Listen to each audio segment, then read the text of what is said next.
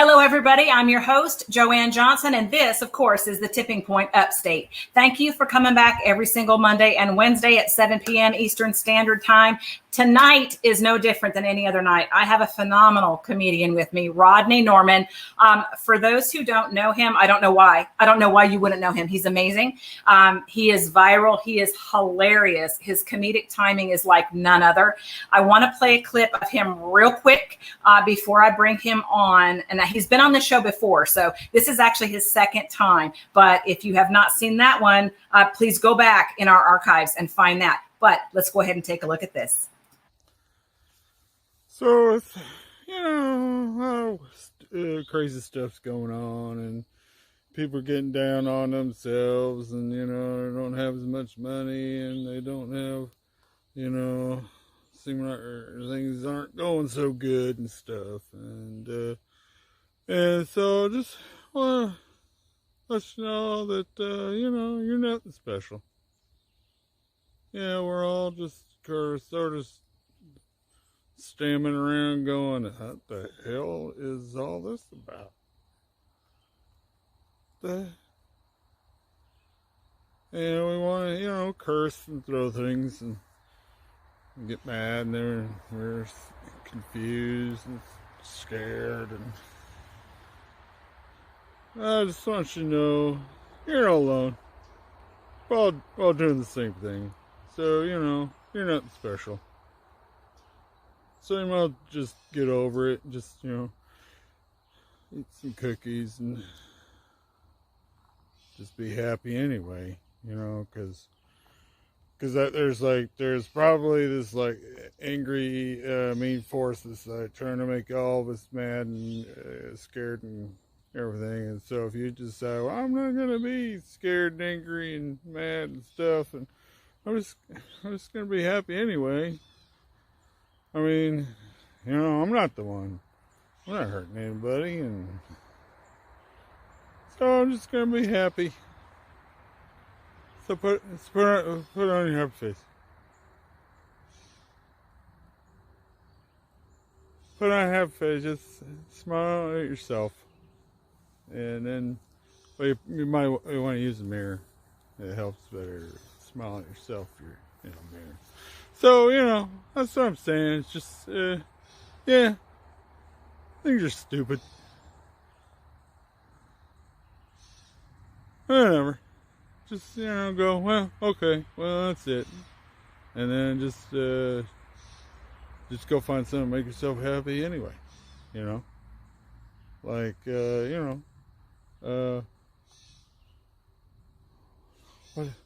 watch people play an accordion. You're like, I don't want to, that doesn't seem interesting. It's actually there's some pretty good accordion players out there. That's what I'm saying. Expand your horizons. Go do something. Go find some new stuff to do.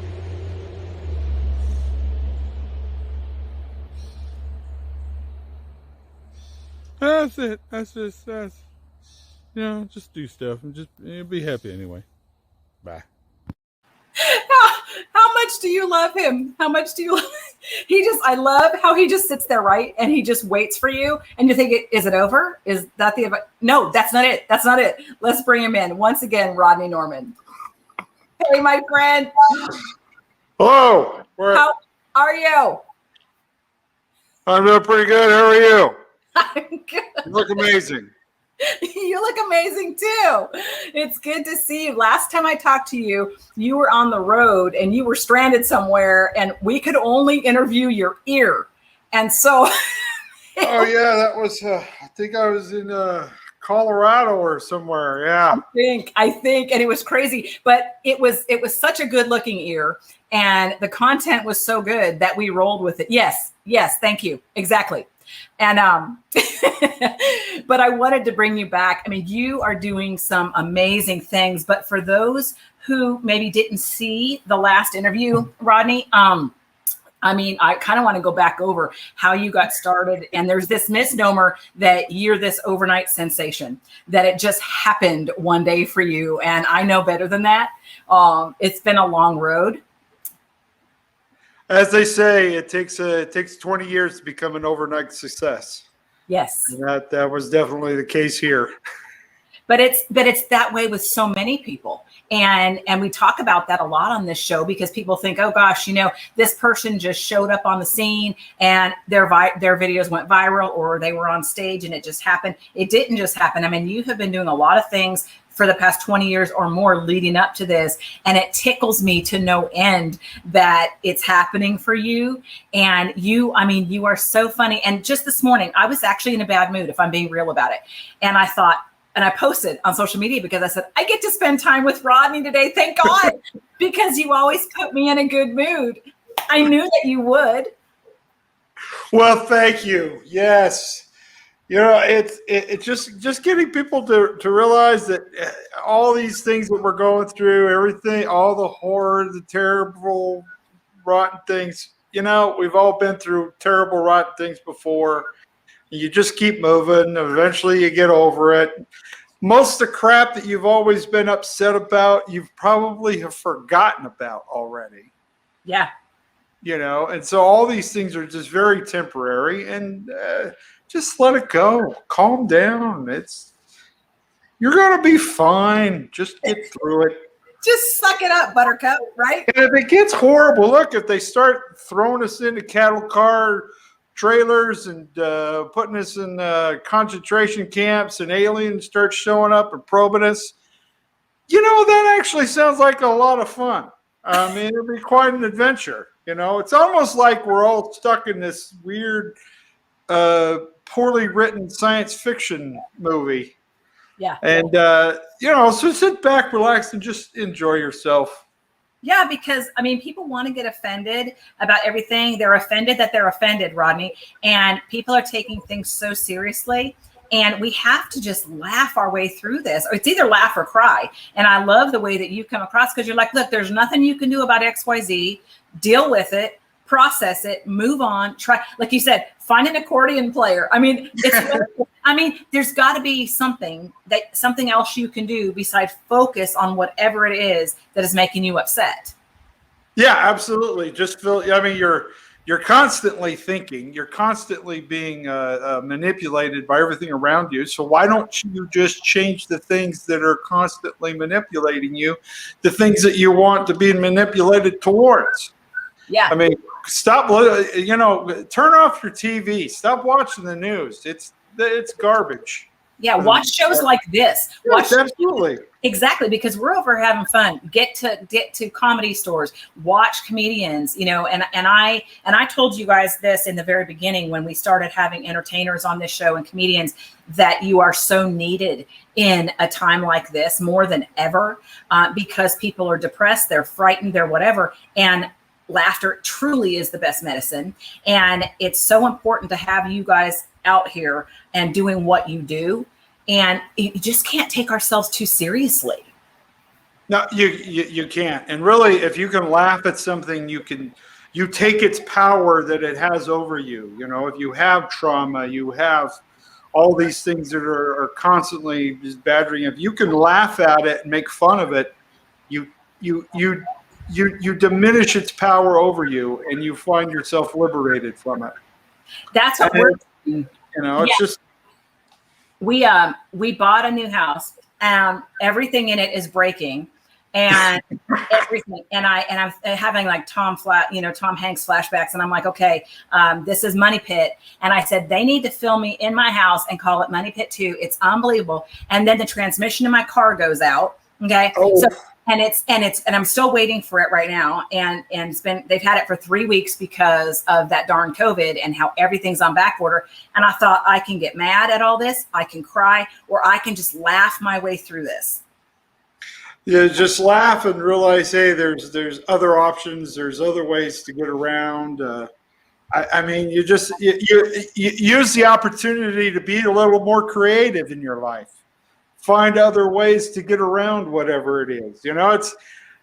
We've become such a throwaway society that as soon as something doesn't go right, we just toss it, go get a new one.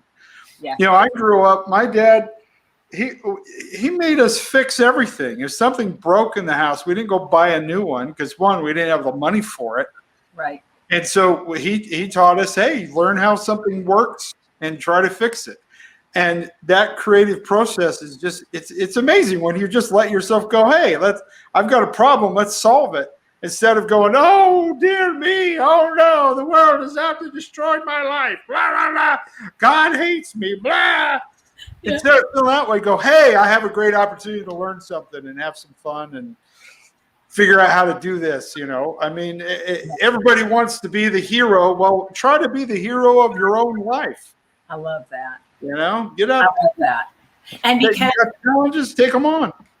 Yeah, and deal with each thing. Like they say, how do you eat an elephant? Well, one bite at a time. You've got all these different problems going on. Okay, well, I'm not going to deal with the broken this and the 10 things that are broken and the car and blah, blah. So deal with one thing and laugh about it, process it, get it going, then move to the next thing. And if I can't do anything about any of it, then I sit down like you do and create. And I go, okay, make a flyer, reach out to somebody, work on my craft, whatever it is.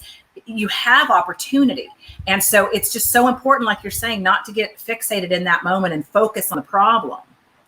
Absolutely. Because if you focus on solutions, your mind works better that way. If you're constantly thinking about how horrible everything is, your brain goes, oh, we're supposed to focus on how horrible everything is. Well, hey, I got a few more things you need to think about, Your brain thinks that way. But if you say, hey, we have a problem to solve, let's get to it, your brain goes, woohoo! Yeah. That's what you do. That's a little more fun. Yeah. And you'll just find yourself be happier. And, people tell me, oh, you're trying to make people happy, and that's not going to change anything. Having a good attitude doesn't change anything. Well, that may be true, but you know what? A bad attitude isn't going to change anything either. But what you're doing does change it. I'm telling you, I was in a really bad mood this morning. I was just like, oh, my life sucks. What I'm going to do? I'm like, oh, listen to Rodney because he has some really great advice. And you're just like, you know what? You're nothing special. Yeah. You just suck. That's how it is. And I'm like, yeah, man, that's it. And because we can become so I-centered in those moments. And it's like, there's nothing that you're going through right now that other people haven't gone through. I mean, everybody has a bad day. Everybody wants to come home and kick the cat. I mean, whatever it is. Don't kick your cat. Okay. But I mean, you know what I'm saying? And it's like, okay, the fact that your car's in the shop or whatever, everybody else's car goes in the shop too. You're not special about it. Cars break down. Trust me. I've this summer I've had to replace air conditioning units in 4 cars. I think I've changed more tires in the last 2 months than I have in my entire life. Oh my gosh. Myself and other people's cars. And I don't, when we were driving somewhere and we were headed to Vegas, we were at a trailer full of stuff. And I was taking this trailer that had been sitting for several years and the tires blew out on it. Yeah. And instead of getting upset, I was excited because as I was packing everything in there, I thought, hey, I should bring my big floor jack that's really heavy and makes no sense to bring it. But I thought I'm going to bring it with me because with the attitude of, hey, it's better to have it, not need it, than need it, not have it. Yes. So I threw it in there. And so when the tire on the trailer went out, instead of getting upset, I was excited because I was like, "Whoo! I got a jack. This is not going to be a hard thing to do at all." Yeah. And we changed the tire, and I felt, I was like, "Woo! I'm a champion." And, so when you look at stuff like that, it's like, okay, instead of just getting upset about everything, you go, okay, I have a problem. I have a bill I got to pay. I have no money to pay it. I'm going to go figure out a way to make this happen. Yeah. And your brain starts coming up with ideas. And all of a sudden it's like, oh, okay.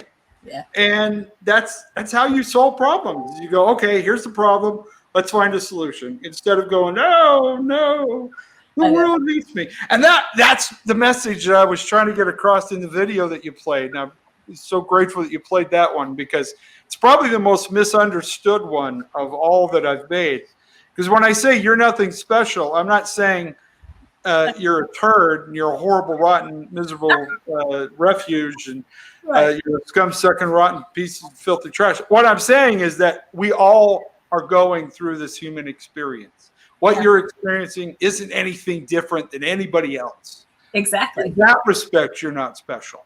Now, the fact that your mother loves you and that your people love and appreciate you. Yes, you are special.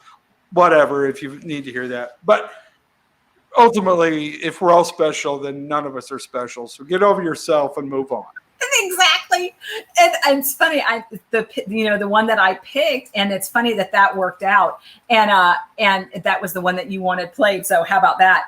And that's how I took it too. But here's what's so funny about you also, Rodney, is that when you started going viral, it was cracking me up watching some of the comments of people who didn't realize that you were acting and that you're a comedian.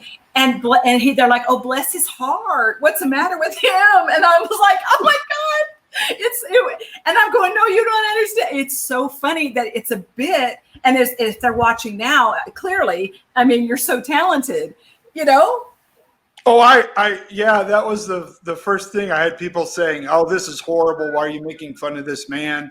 He has dementia. I had people private messaging me that were, professionals saying, are you getting the appropriate care? Okay. People started messaging my wife. Oh, have you had him looked for, all these things. And I just sat back and went, man, this is awesome.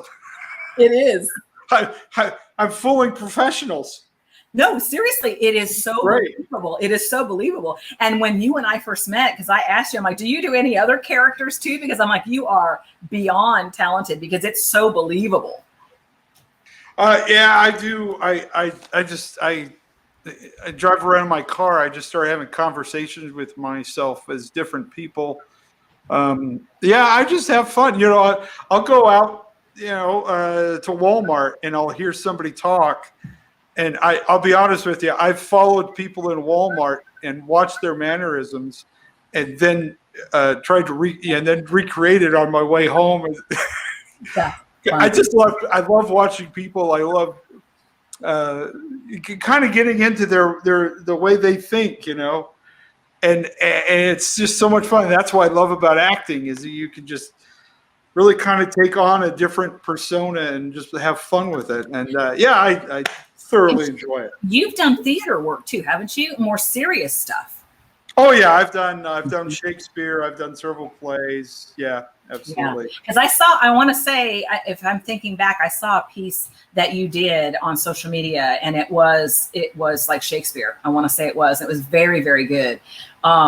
And I can't wait to see what else you're going to be developing. And I'm curious, though. So you're out in Walmart, you're checking these people out, and you're secretly making fun of them in your car, which I think is epic. But because people are interesting these days.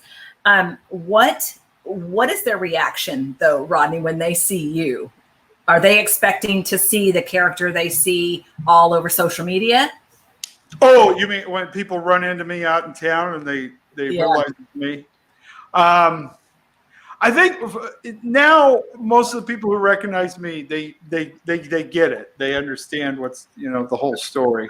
But yeah, there for a while at first, I had people who were a little unsure of how to talk to me because they're, Mm-hmm.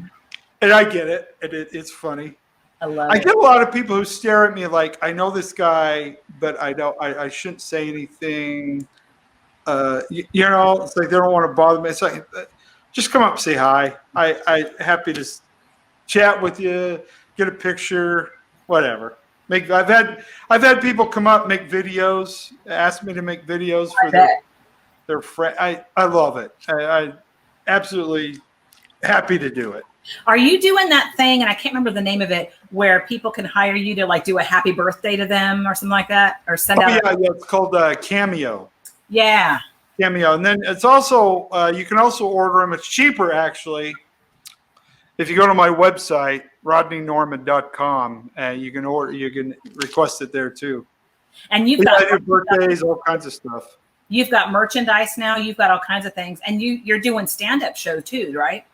Yeah, now that things have been opened up, I'm getting back doing stand-up. In fact, I'm going to be in Nashville at Zany's the end of the month, and then another one in Georgia on the 1st. So yeah, we're getting out there. It's kind of fun. Where in Georgia are you going to be? I'll have to. Well, you would have known if I wouldn't have asked you. You would. Yeah. That's how.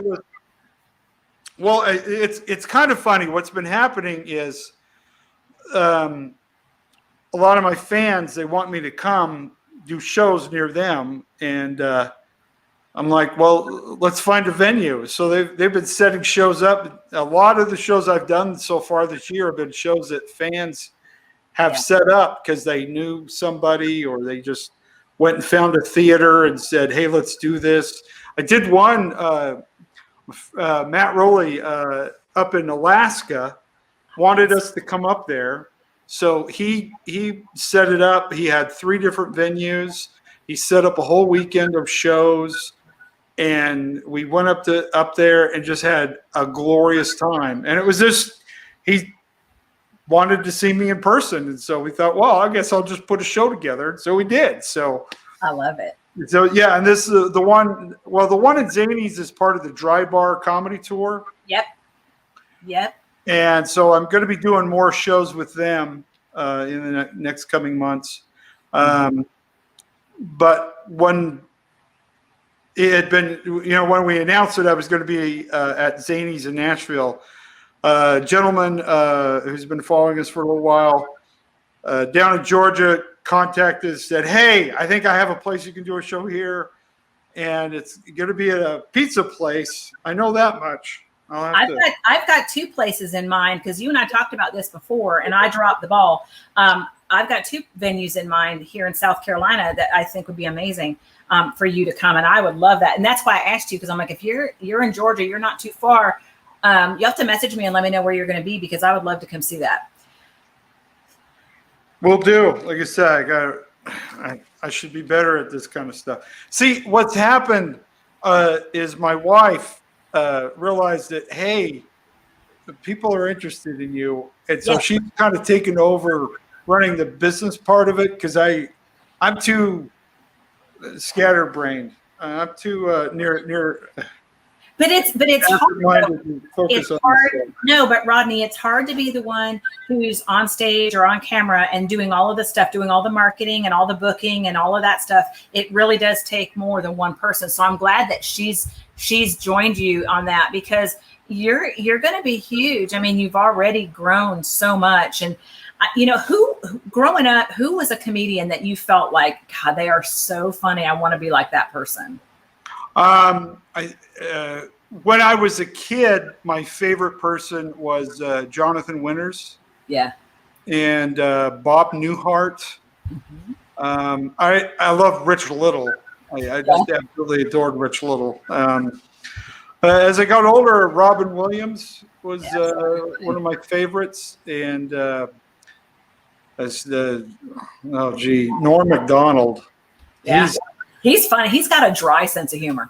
Oh, yeah, absolutely. I've gotten to work with him a couple times. Did you? Yes. And in fact, this last time, I was emceeing the show at the club at Wise Guys in Salt Lake City. Mm-hmm. And it's funny because he has this thing, but before he goes on stage, he has to go use the bathroom. But he's never sure if it's going to be a long visit or a short visit. Stop. Seriously? So I'm getting ready to,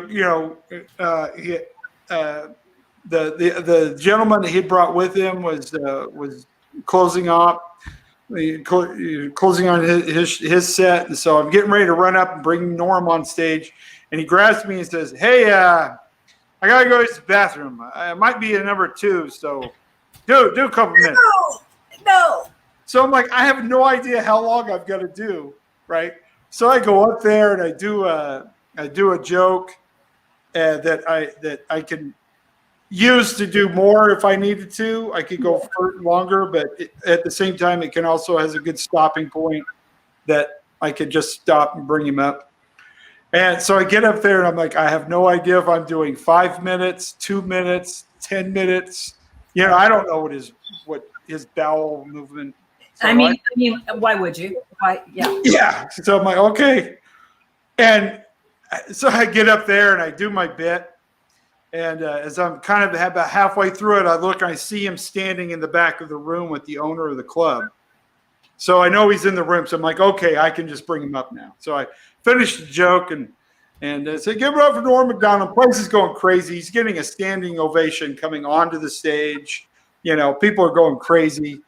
They love this dude. And I'm standing there waiting for him to get up. Because as a MC, you're never supposed to leave the stage empty. So you have to stay there until they get there.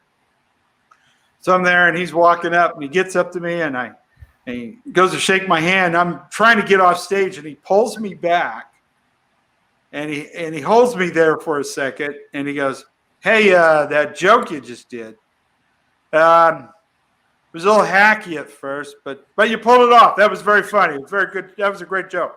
It made me laugh." And I'm like, okay, this is awesome. But at the same time, I'm like half on stage, half off stage, trying to wave. Everybody's going crazy because they want to hear him, and he's sitting there wanting to have a conversation with me. Yeah, and complimenting you, and complimenting you nonetheless, which is awesome. Yeah, so it was pretty fun. And it's cool though, because it's hard to make another comedian laugh sometimes, and to be able to do that really speaks to the level of your talent. Yeah, and to get, to actually, that he wanted to compliment me right then. It was just it was a surreal moment. It was just like, one of my favorite comedians of all time is saying, "Hey, I think you're funny. You just made me laugh." It was like, woohoo! This is awesome. And I can't even imagine being on stage or being in the same room with Robin Williams. I'd be exhausted.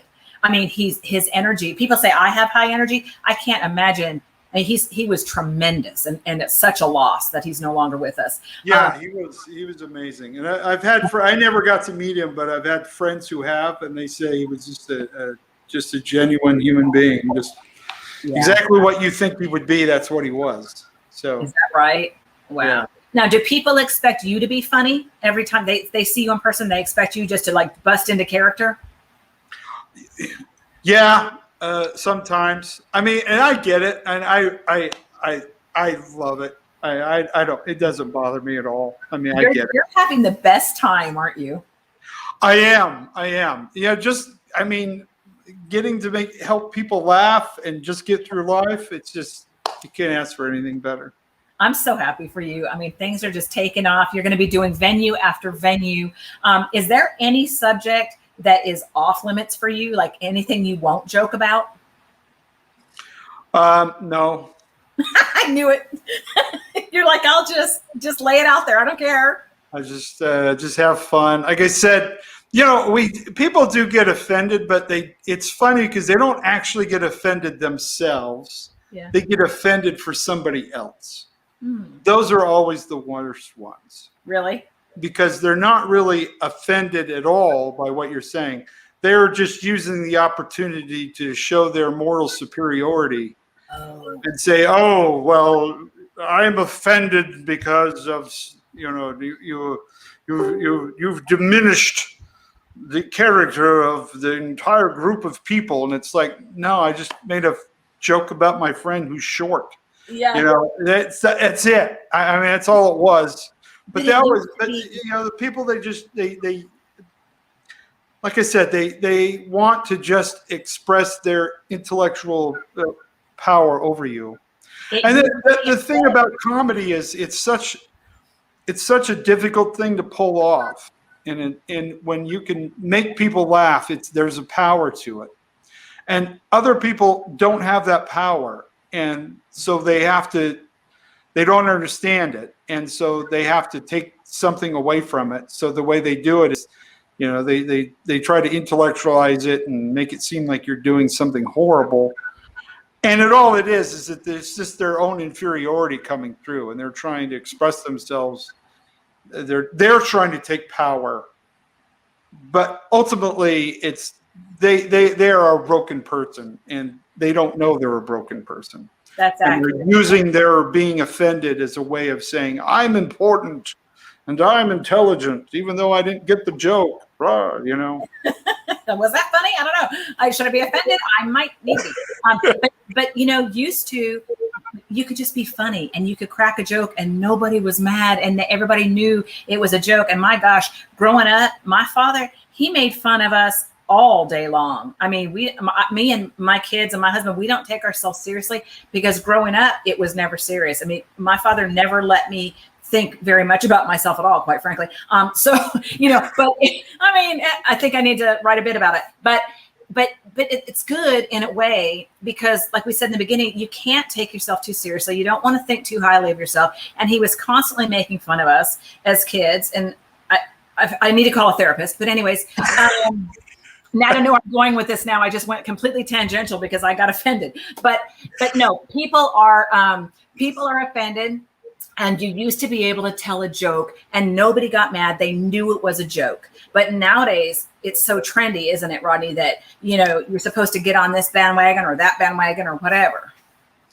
Yeah. And it's usually people who are, I said, they're not offended for themselves. They're offended for somebody else. Well, it's like the whole political correctness thing is rather insulting because really what you're saying is these people aren't smart enough to know that they should be offended. So I'm going to be offended for them. Oh, wow. Yeah. Which is incredibly insulting. I mean, and I grew up, one of my other favorite comics was Don Rickles. Oh, yeah. And he was, he made fun of everybody.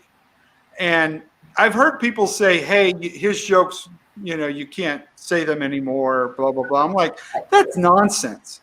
Because when you realize what Don Rickles was doing was he was mocking racism. He was making fun of this idea that we're different. Because we aren't. We're all human beings. Right. And so when I see people say, well, you can't have that kind of humor. No, that's the kind of humor we need. That's what humor was about, was that it gaps, it bridges gaps. It shows that we are all human, that we're all the same, that we all have the same emotions, we all have the same attitudes towards the same things. We are more in common than we are different. Amen. And that was the humor. That was what the humor was making fun of the differences, but showing that the differences aren't already all that big. The blood runs the same. Cosmetic, Yeah, the blood runs the same. Absolutely. Yeah, I'm so glad that you were here. I could talk to you for like 3 more days. You put me in such a good mood. But I know you've got to get running. You've got big things happening. I'm going to look into these couple of venues too, because I really want you to come to South Carolina. And I'll message you and let you know. And let me know too where you're going to be in Georgia, because I want to make the trip probably to come see you. So that would be awesome. Oh, we'll do. Yeah, I think we're going to have a bigger announcement about it here in the next day or two. So excellent. All right. Thank you for coming, my friend. I'll talk to you soon. Thank you for having me. We'll see you. How much are we in love with him? I mean, you guys, seriously, go if you've not seen his stuff. I know we played a clip in the very beginning, but get Rodney Norman, all on every platform. Watch the videos, subscribe, get his merchandise on rodneynorman.com. He is so funny, and I'm not joking. I was in a really bad mood this morning. I was like, oh my God, life sucks, and then I was like, oh, but I get to spend time with Rodney, and so now I'm having a great day. Anyway, I love you guys. I will see you next time. Please make sure to share this show with everybody that you love, that you don't love, that you know, that you don't know, pets, friends, frenemies, everybody. We want as many eyes on this program as possible. Please make sure that you go back and check your settings also on Facebook so that you are following, so that you're not missing any of our posts. I love y'all. I will see you next time. Until then, be loving, be kind, and above all, be humble. Hello, Tipping Point viewers. My name is David Chuddick, and I'm the host of the Weekly Wealth Podcast, www.weeklywealthpodcast.com, and I am also a financial advisor. If you have anything that's keeping you up at night with regards to your money or finances, email me at david@parallelfinancial.com, or check out my Calendly link, www.calendly.com/davidpf. Let's have a 30-minute conversation. Let's talk about what next steps you may have in your financial life.